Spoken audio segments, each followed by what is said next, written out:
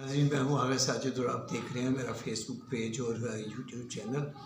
नाज़रीन, देखिए, तनकीद बराए तनकीद का मैं तो कायल नहीं हूँ। तनकीद बराए इस्लाह होना चाहिए, बराए तामीर होना चाहिए।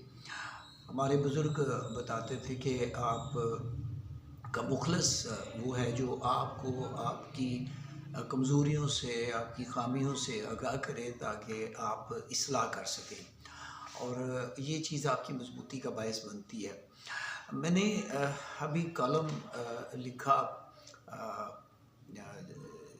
डस्का के और जाम के गिरदनवा के हवाले से, और इसमें मैंने मेंशन किया कि कुछ आवाज़ें बुलंद हो रही हैं कि सफाई के इंतज़ामात के हवाले से।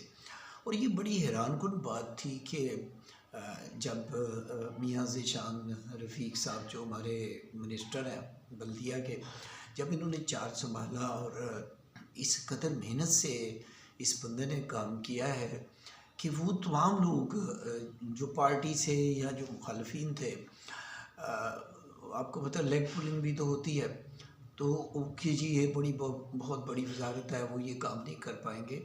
लेकिन उस बंदे ने इस कदर विजनरी काम किया, इतनी बसीरत से काम किया कि बैनुल-अक़वामी मीडिया ने इसको सराहा। और मैंने भी 2 दफ़ा कॉलम लिखा और मैंने कहा कि लोग पंजाब में सिर्फ एक ही मिनिस्टर का नाम जानते हैं, वो ज़ीशान रफ़ीक है, बाकी किसी को पता ही नहीं।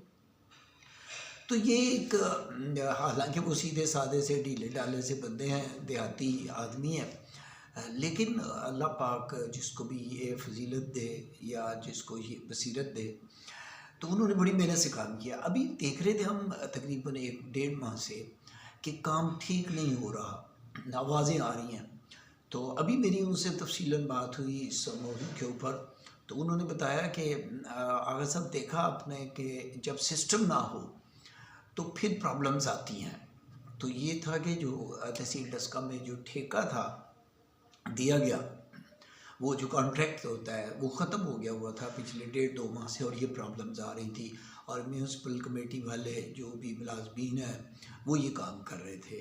अब ये दोबारा कॉन्ट्रैक्ट जो है वो कंटिन्यू हो गया है, और ये मार्च से ये सिलसिला शुरू हो रहा है। मेरे जानके के हवाले से यहाँ पे 8 थे मुलाजम थे, तो अब वो बता रहे थे कि आपको तकरीबन 28 मुलाजम यहाँ जामके में मिलेंगे, और उसके अलावा जामके का कोई 1.25 अरब रुपए का पैकेज है जो लेके आए हैं, और यहाँ पे ड्रेनेज सिस्टम की जगह टोटली तौर पे सीवरेज सिस्टम जो है वो लाया जा रहा है, और इसके ऊपर भी काम हो रहा है। फिर इसके अलावा उन्होंने मुझे ये भी बताया कि हम जो बर्न सेंटर है, जिसमें जैसे मैक्सिको में होता है कि वहाँ पे कूड़ा जलाते हैं और उससे बिजली प्रोड्यूस करते हैं, लाहौर में इसका एक सेटअप जो है वो फिजिबिलिटी रिपोर्ट तकरीबन हो चुकी है, तैयार हो चुकी है, इसके ऊपर भी काम हो रहा है।